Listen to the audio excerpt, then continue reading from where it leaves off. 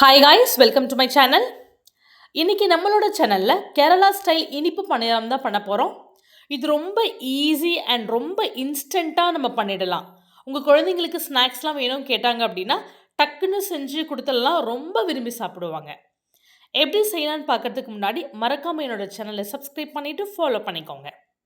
இன்னைக்கு ஒரு அழாக்கு அளவுக்கு பச்சை அரிசியை ஒரு 4 ஹவர்ஸ் மினிமம் ஊற வச்சு எடுத்துக்கோங்க.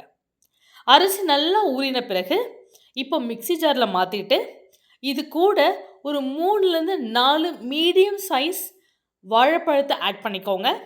நீங்கள் எந்த வாழைப்பழம் வேணாலும் ஆட் பண்ணிக்கலாம். நான் இன்றைக்கி கற்பூர வாழை தான் எடுத்திருக்கேன்.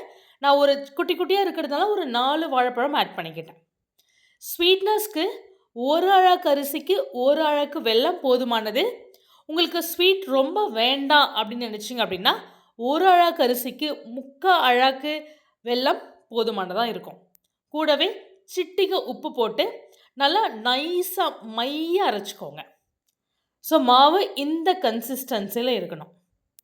ஸோ இது மாதிரி நல்லா நைஸாக அரைச்ச பிறகு இப்போது ஸ்டவ் ஆன் பண்ணி ஆப்பச்சட்டியை நல்லா ஹீட் பண்ணிவிட்டு இப்போ எல்லா குழிலையும் ஒரு 1/2 கரண்டி எண்ணெய் ஆட் பண்ணிவிட்டு அரைச்சி வச்சுருந்த பேட்டரை மாவை கொஞ்சம் கொஞ்சமாக அதில் ஆட் பண்ணி மீடியம் ஃப்ளேமில் நல்லா வேக வச்சுக்கோங்க. ஒரு 3 மினிட்ஸ்க்கு அப்புறம் ஒன்று ஒன்றா திருப்பி விட்டீங்க அப்படின்னா உங்கள் கேரளா ஸ்டைல் இனிப்பு பணியாரம் ரெடி. டேஸ்ட் நிஜமாகவேங்க சும்மா அட்டகாசமாக சூப்பராக இருக்கும். கண்டிப்பாக ட்ரை பண்ணி பார்த்துட்டு எப்படி இருக்குன்னு மறக்காமல் கமெண்ட் பண்ணி சொல்லுங்கள். தேங்க்யூ.